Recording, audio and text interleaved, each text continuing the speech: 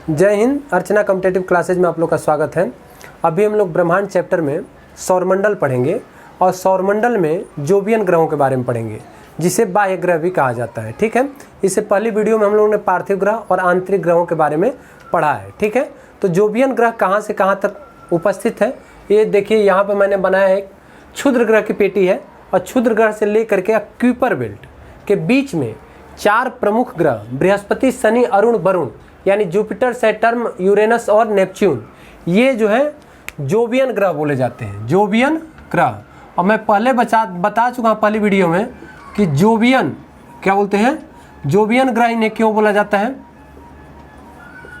या बाह्य ग्रह।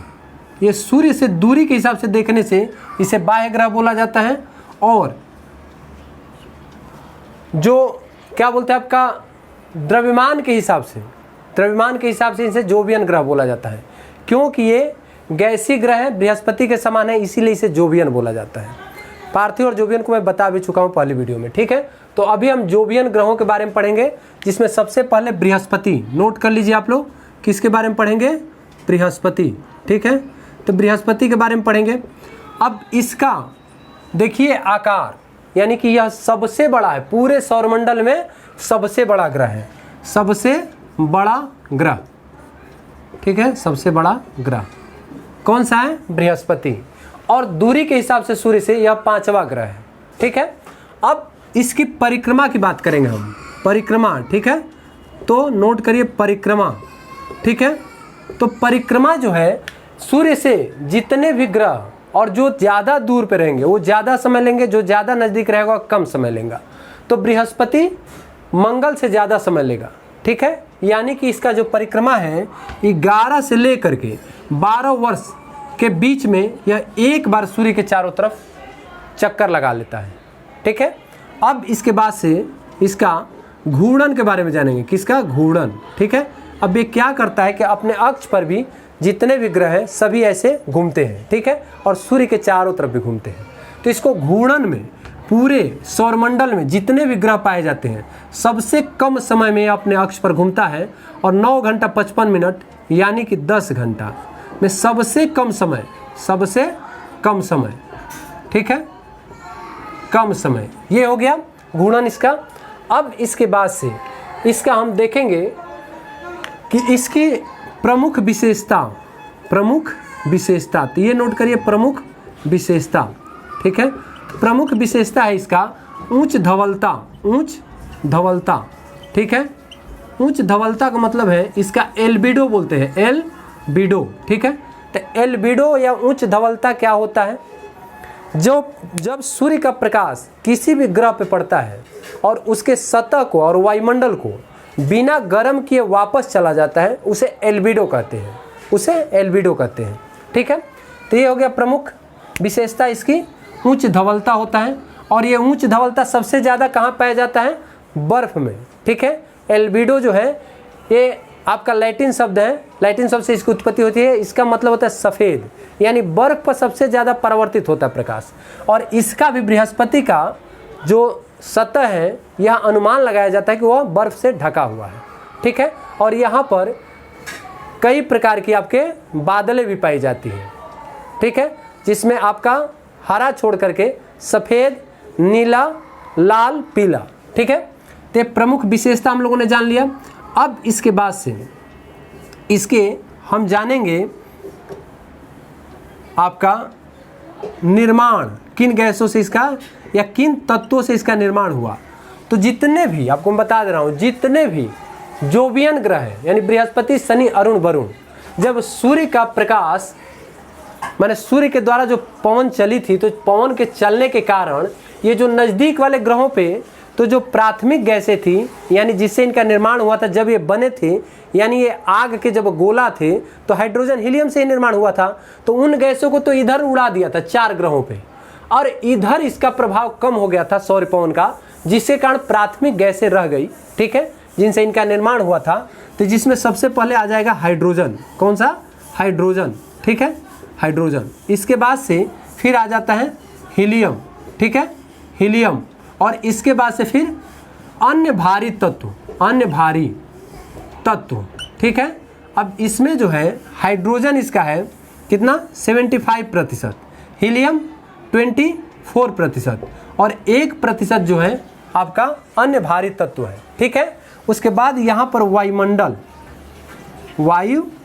तो यहाँ जो वायुमंडल है, वायुमंडल में भी हाइड्रोजन पाया जाता है, हीलियम पाया जाता है, उसके बाद से अमोनिया, ठीक है, अमोनिया और मीथेन, ये सब पाया जाता है। ठीक है, इसके वायुमंडल में। तो ये हो गया बृहस्पति का वायुमंडल। ठीक है, अब हम इसकी बात करेंगे उपग्रह, किसकी, उपग्रह की। ठीक है, तो इसका जो उपग्रह है पूरे सौरमंडल में यानी 8 ग्रहों में सबसे ज़्यादा उपग्रह किसके पास पाए जाते हैं, बृहस्पति के पास 67। और इसमें इसका गैनीमीड, कौन सा, गैनीमीड नामक उपग्रह जो है पूरे सौरमंडल का सबसे बड़ा उपग्रह है, यानी कि सबसे बड़ा उपग्रह। ठीक है, कौन सा है, गैनीमीड।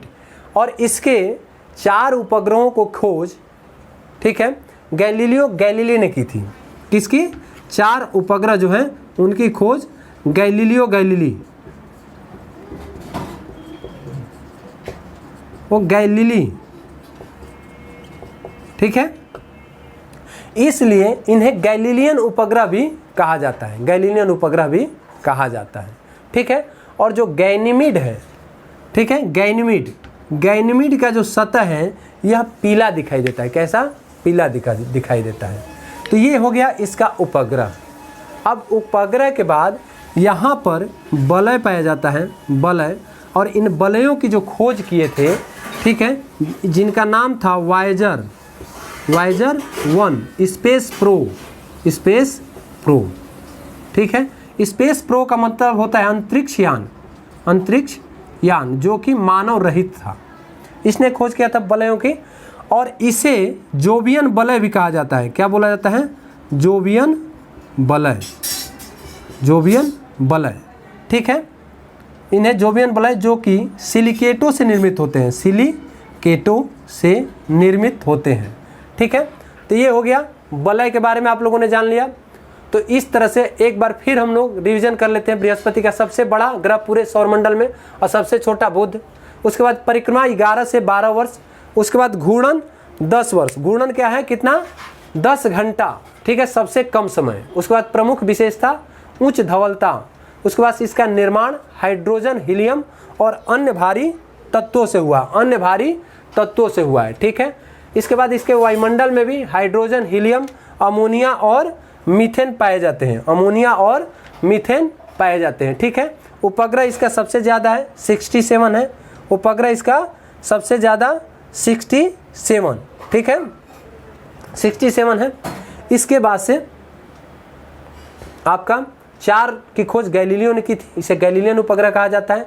वलय सबसे पहले खोज किया था वायेजर 1 स्पेस प्रो अंतरिक्ष यान के द्वारा। ठीक है, यानी वायेजर 1 अंतरिक्ष यान के द्वारा। और इनको जोवियन वलय कहा जाता है जो सिलिकेटों से निर्मित है। ठीक है, ये हो गया बृहस्पति के बारे में। अब बृहस्पति के बाद आ जाता है आपका शनि।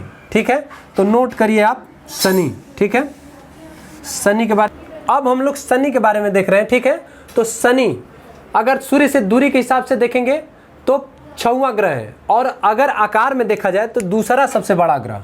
क्या होगा, दूसरा सबसे बड़ा ग्रह, दूसरा। ठीक है, दूसरा सबसे बड़ा ग्रह।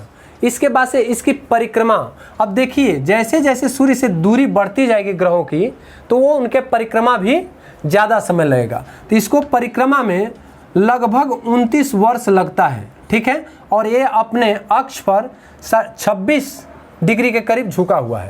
ठीक है, अब इसकी घूर्णन की बात करते हैं। तो घूर्णन इसका 10 घंटा 20 मिनट, यानी कि 30 ही मान लीजिए 10.5 घंटा करीब इसका समय लगता है। 10 घंटा 10.5 घंटा करीब समय लगता है इसको। अब इसकी भी प्रमुख विशेषता है। इसकी प्रमुख विशेषता क्या है, पूर्ण विकसित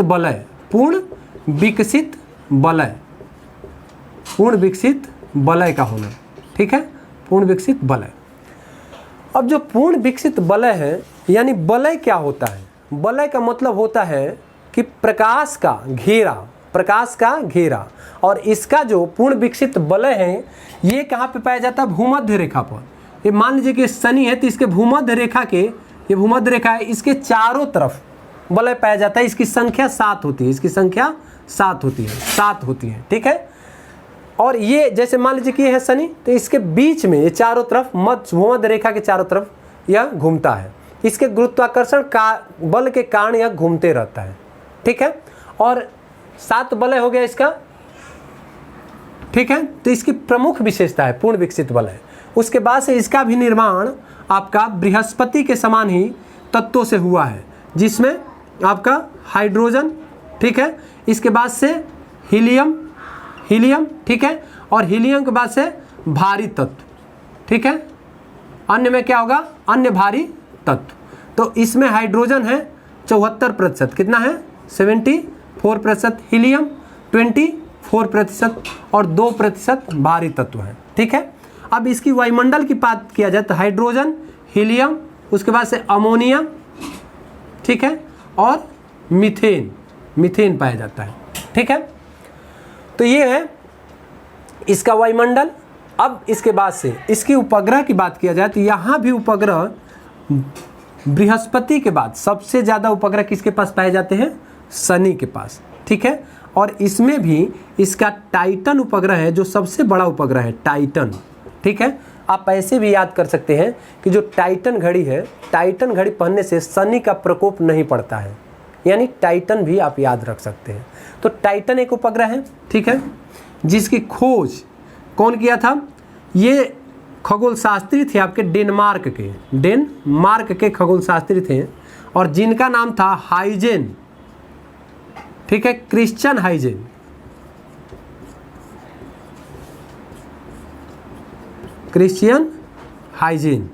ठीक है, क्रिश्चियन हाइजेन। अब ऐसे भी आप याद कर सकते हैं कि डेनमार्क जो है यूरोप में पड़ता है। कहाँ पड़ता है? यूरोप में। और यूरोप में क्रिश्चियन होते हैं, ठीक है, और क्रिश्चियन है, यानी डेनमार्क में क्रिश्चियन हाइजेन, ऐसे करके आप याद कर सकते हैं, ठीक है, जो कि 1665 में किए थे। कब किए थे ये? इसकी खोज टाइटन की 1665 में। अब ये बुध के समान बड़ा है। कैसा है? बुध के समान, ठीक है। और इसके बाद से मंगल की तरह इसका जो कलर है नारंगी है, और पृथ्वी के समान यहाँ पे सघन वायुमंडल पाया जाता है, और इसके अंदर खुद का गुरुत्वाकर्षण बल भी होता है, ठीक है। तो ये चीज़ आप लोग याद रखिएगा, ठीक है। वलय के हम लोग को देख लिया कि 7 वलय होते हैं, पूर्ण विकसित वलय होते हैं। अब इसके बाद से आ जाएगा हम लोग का अरुण, ठीक है। एक चीज़ और है, एक और आपका है शनि का फोबे, ये भी याद रखिएगा। फोबे भी एक उपग्रह है जो कि इसके घूमने के विपरीत दिशा में, इसके घूर्णन के विपरीत दिशा में घूमता है। ये अगर पश्चिम से पूर्व घूम रहा है तो पूर्व से पश्चिम घूमता है, फोबे, ठीक है। फोबे नामक उपग्रह का भी नाम याद रखिएगा। अब इसके बाद से हम पढ़ेंगे किसका? अरुण का, ठीक है। तो अरुण नोट कर लीजिए, अरुण। अब अरुण को देखिए आप, ठीक है। अरुण जो है दूरी के हिसाब से, ठीक है, यहाँ पे नोट कर लीजिए, अरुण दूरी के हिसाब से यह 7वां ग्रह है, ठीक है। और आकृति में यह तीसरा सबसे बड़ा ग्रह है। कौन सा है? तीसरा सबसे बड़ा ग्रह, तीसरा सबसे बड़ा ग्रह है, ठीक है। अब तीसरा बड़ा ग्रह है, दूरी में 7वां, यानी शनि के बाद आ रहा है, तो शनि से ज़्यादा समय इसको लगेगा परिक्रमा करने में, यानी कि ये लगभग 64 वर्ष में एक बार सूर्य के चारों तरफ परिक्रमा कर लेता है। और अपने अक्ष पर जब ये घूर्णन करता है तो ये सभी ग्रह पश्चिम से पूर्व जाते हैं, और ये क्या करता है? मान लीजिए मेरा फेस पूरब की तरफ है तो पूर्व से पश्चिम घूमता है, पूर्व से पश्चिम घूमता है। अब जिसके कारण इसके यहाँ सूर्योदय पश्चिम में होता है और सूर्यास्त पूर्व में होता है, ठीक है। तो ये है इसका घूर्णन में जो समय लगता है, ये लगभग 11 घंटा के करीब समय लगता है। 11 घंटा इसके पास समय लगता है घूर्णन में। इसके बाद से अरुण हो गया। अरुण का ही हम लोग पढ़े ना। अब निर्माण इसका देखते हैं, इसका निर्माण, ठीक है। तो निर्माण में इसका निर्माण कैसे हुआ है? निर्माण आपका हाइड्रोजन, ठीक है, हीलियम और सिलिकेट, इसमें कौन क्या क्या पाया जाता है? हाइड्रोजन, ठीक है, हीलियम और सिलिकेट, सिलिकेट, इन तत्वों से इसका निर्माण हुआ। हाइड्रोजन कितना है इसमें?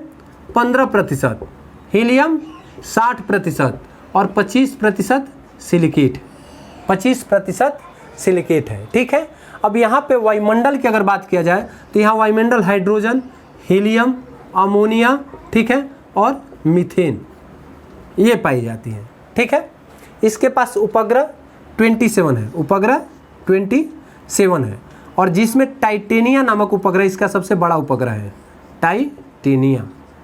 क्लियर है, टाइटेनिया इसके सबसे बड़ा उपग्रह है। और इसके अगर वलयों की बात किया जाए तो 10 वलय हैं, जिसमें 5 प्रमुख हैं। 5 प्रमुख कौन कौन सा? अल्फा, बीटा, ठीक है, गामा और डेल्टा और इप्सिलॉन, ये 5 इसके प्रमुख वलय हैं। ठीक है, अब इसका खोज, अरुण का खोज किसने किया था? ठीक है, तो एक ब्रिटेन के खगोलशास्त्री थे, ब्रिटेन के खगोलशास्त्री, ठीक है, खोज लिख लीजिए, ब्रिटेन के खगोलशास्त्री थे जिनका नाम था विलियम हर्शेल, विलियम हर्शेल। ठीक है, विलियम हर्शेल ने किया था, और विलियम हर्शेल ने दूरबीन के माध्यम से ये भी बताया था कि जो हमारा सौरमंडल है, ठीक है, ये क्या है? ये हमारी आकाशगंगा का अंश मात्र है। इन्होंने बताया था कि जो ब्रह्मांड का अंश मात्र आकाशगंगाएं हैं, ये क्या बताए थे कि ब्रह्मांड का अंश मात्र है, ठीक है, ये सौरमंडल हमारा। क्लियर है कि सौरमंडल एक अंश मात्र है। विलियम हर्शेल ने बताया था 1805 में। ठीक है, और इन्होंने लगभग आपका 1764, ठीक है, 1781 में इस खोज किए थे, 1781 में इसकी खोज किए थे। ठीक है, तो ये हो गया आपका अरुण ग्रह। अरुण ग्रह के बारे में हम लोगों ने पढ़ लिया। ठीक है, अब इसके बाद से हम पढ़ेंगे किसके बारे में? वरुण के बारे में। किसके बारे में? वरुण के बारे में। ठीक है, तो ये हो गया। अब एक चीज और है, देखिए, जैसे ही हम अब इधर बढ़ते जाएंगे टेम्परेचर डाउन होता चला जाएगा। ठीक है, बृहस्पति से ही अनुमान लगाया जाता है, यहाँ से ही इसका तापमान माइनस हो जाता है, और यहाँ तक आते आते अरुण तक ये -215 अंश सेल्सियस हो जाता है लगभग। ठीक है, तो ये हो गया। अब लिख लीजिए आप लोग वरुण। ठीक है, वरुण, तो वरुण यहाँ से देखिए, दूरी के हिसाब से सूर्य से, दूरी के हिसाब से सूर्य से सबसे अंतिम ग्रह है वरुण, 8वां ग्रह है। ठीक है, नेपच्यून 8वां ग्रह है, जो कि अब 8वां ग्रह सबसे लास्ट में, तो परिक्रमा सबसे ज़्यादा समय लगेगा सूर्य को घूमने में, तो इसको परिक्रमा करने में 164 वर्ष लगता है, 164 वर्ष। ठीक है, परिक्रमा करने में, ठीक है, 164 वर्ष। ठीक है, और ये आकार में चौथा है। ठीक है, चौथा स्थान, सबसे बड़ा एक है, चौथा है, और दूरी में 8वां। परिक्रमा ये पूरे सौरमंडल का सूर्य के चारों तरफ कैसे कितने साल में घूम लेता है? 164 वर्ष। और घूर्णन में भी इसे 17 घंटा 30 मिनट के करीब समय लगता है। ठीक है, 17 क्या बोलते घंटा 30 मिनट। अब निर्माण इसका जैसे अरुण का निर्माण हुआ है, ठीक है, उन तत्वों से इसका भी निर्माण हुआ है, इसका भी निर्माण हुआ है। अब इसके वायुमंडल की अगर बात किया जाए, वायुमंडल की, तो वायुमंडल में हाइड्रोजन, ठीक है, हीलियम, और इसके बाद से अमोनिया और मीथेन ये पाया जाता है। ठीक है, इसके उपग्रह टोटल 14 है। ठीक है, जिसमें एक उपग्रह इसका जो बड़ा है ट्रिटान, क्या नाम है इसका? ट्रिटान है। ठीक है, इसका नाम ट्रिटान है, और एक का मेरिड है, एक का मेरिड, ये भी याद रखिएगा, एक ट्रिटान और एक मेरिड, ये 2 उपग्रह है। ठीक है, अब इसके खोजकर्ता कौन थे? जान गाले, 1846 में किए थे इन्होंने, 1846 में। ये जर्मन के रहने वाले थे, जान गाले। ठीक है, और इस तरह से हम लोगों ने पूरे ग्रहों के बारे में जानकारी लिया, ठीक है, अब यह इतना दूर है कि इसे शीतल ग्रह भी बोला जाता है। वरुण को क्या बोला जाता है? शीतल ग्रह। और यहाँ सबसे कम टेम्परेचर होता है, यानी कि यहाँ का तापमान -218 होता है। ठीक है, तो ये हो गया हमारा पूरे ग्रहों के बारे में। अब इसके बाद से हम पढ़ेंगे क्षुद्र ग्रह। ठीक है, क्षुद्र ग्रह या क्या बोलते हैं आपका। तो इस तरह से हम लोगों ने वरुण ग्रह के बारे में पढ़ा। ठीक है, और अब हम लोग पढ़ेंगे किसके बारे में? क्षुद्र ग्रह। ठीक है, अच्छा यहाँ देखिए, यहाँ पर जो है अमोनिया और एथेन पाया जाता है। यहाँ पे मैंने मीथेन लिखा है, क्या है? एथेन। ठीक है, तो ये हो गया वायुमंडल में हाइड्रोजन, हीलियम, अमोनिया, एथेन। अब ये हो गया हम लोगों ने जोवियन ग्रहों के बारे में पढ़ लिया। ठीक है, अब इसके बाद से हम पढ़ेंगे क्षुद्र ग्रह। ठीक है, जिसे लघु ग्रह बोलते हैं। क्षुद्र ग्रह, लघु ग्रह की पेटी। अब क्षुद्र ग्रह कहाँ पाए जाते हैं? तो देखिए, ये है क्षुद्र ग्रह, ये है आपके क्षुद्र ग्रह, या इसे लघु ग्रह भी बोलते हैं, या इसे अवांतर ग्रह बोलते हैं, अवांतर ग्रह। ठीक है, तो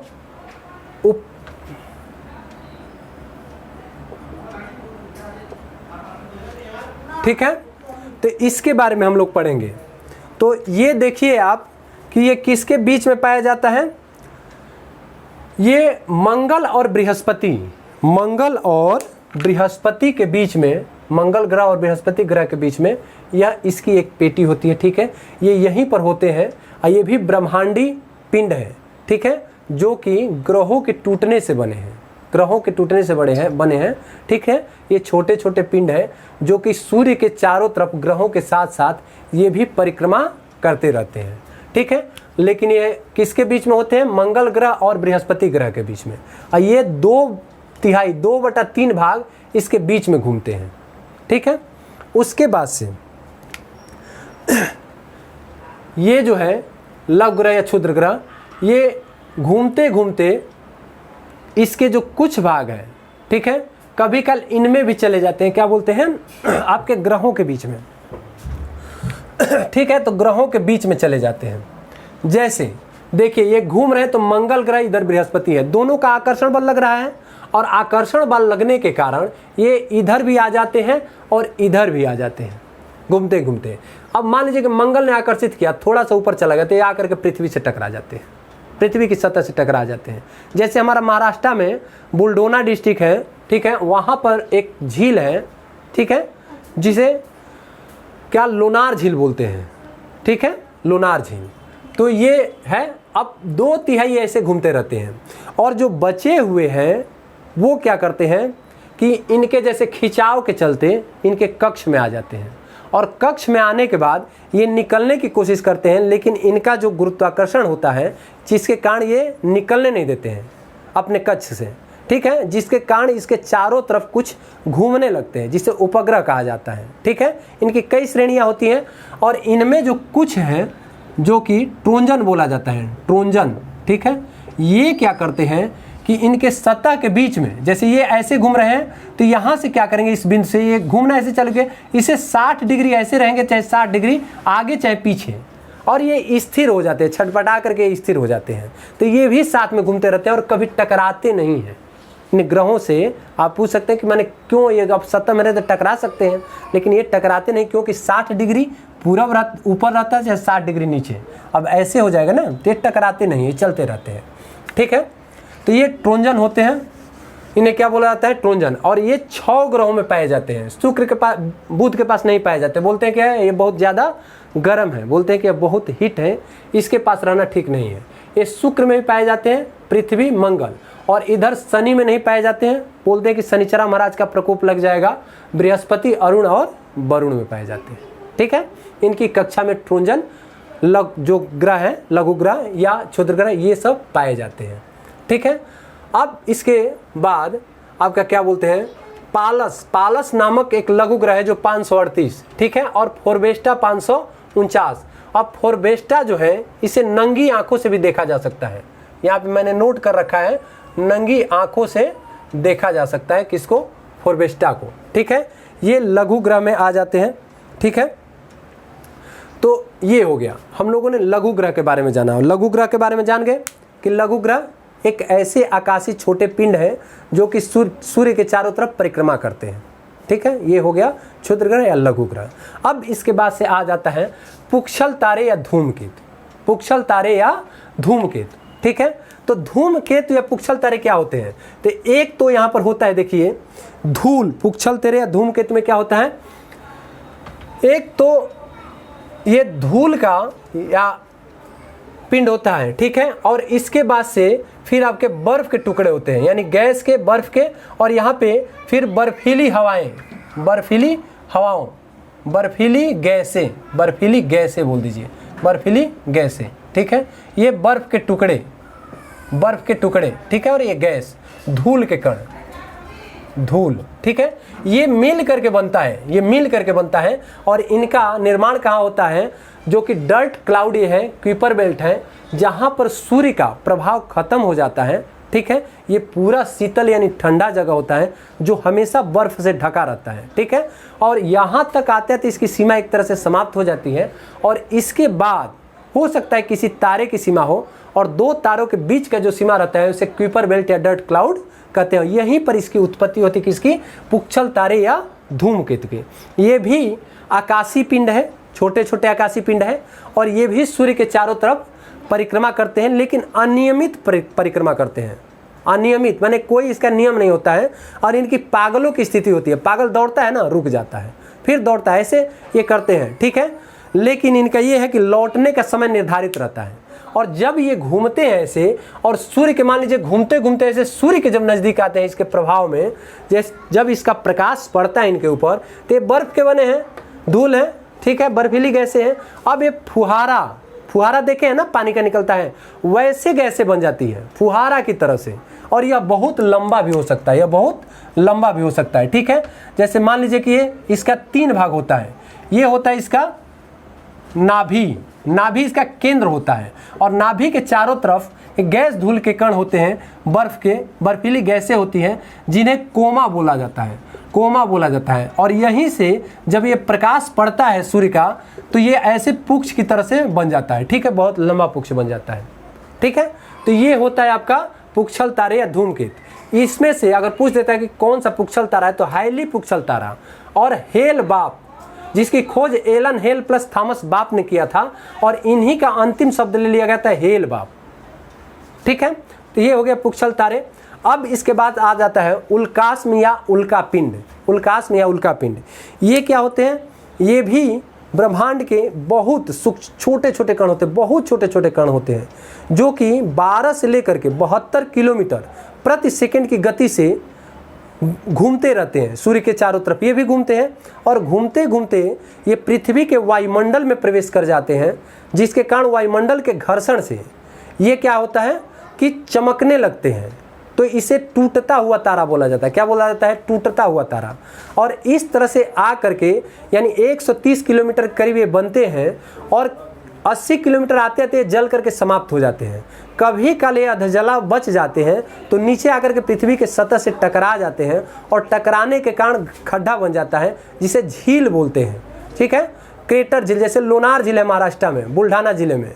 अब वहाँ पर जो झील है 1.5 किलोमीटर लंबी है, 100 मीटर गहरी है, जिसमें लाखों हाथियाँ समा सकते हैं। बोलते हैं ना कि बहुत बड़का गड्ढा है, इसमें लाखों हाथियाँ समा सकती हैं। तो ये है आपका उल्कास्म या उल्का पिंड, जो कि छोटे छोटे पिंड होते हैं। और सबसे बड़ा होवा बेस्ट है, जो कि नामीबिया, जो कि अफ्रीका, क्या बोलते हैं आपका, अफ्रीका महाद्वीप में पड़ता है, ठीक है, अफ्रीका महाद्वीप में पड़ता है, ठीक है। यहाँ पड़ता है, दक्षिण अफ्रीका से ऊपर है। नामीबिया एक देश है। यहाँ पे ग्रुट फोंट के पास होवा बेस्ट नामक सबसे बड़ा उल्का पिंड पाया जाता है, ठीक है, उल्कास्म। उसके बाद से बैरिगर क्रेटर, जो विश्व प्रसिद्ध उल्का पिंड है, जिसे यूएसए एरिजोना में बिनसोल के पास पाया जाता है, बिनसोल के पास, ठीक है। और भारत में महाराष्ट्र में बुल्ढाना, ठीक है। इस तरह से हम लोगों ने पूरे सौरमंडल के बारे में पढ़ लिया। पहले हम लोगों ने पढ़ा था ब्रह्मांड के बारे में, ठीक है, उसके बाद तारों के बारे में दूसरी वीडियो में, उसके बाद फिर हमने पार्थिव ग्रह यानी आंतरिक ग्रह, बुध, शुक्र, पृथ्वी, मंगल, और आज हम लोगों ने जोबियन ग्रह के बारे में बृहस्पति, शनि, अरुण, वरुण के बारे में पढ़ा, उसके बाद लघु ग्रह के बारे में पढ़ा, उसके बाद पुच्छल तारे के बारे में, उसके बाद उल्कास्म के बारे में पढ़ा। मुझे आशा है कि आप लोग को अच्छा समझ में आ गया होगा। धन्यवाद।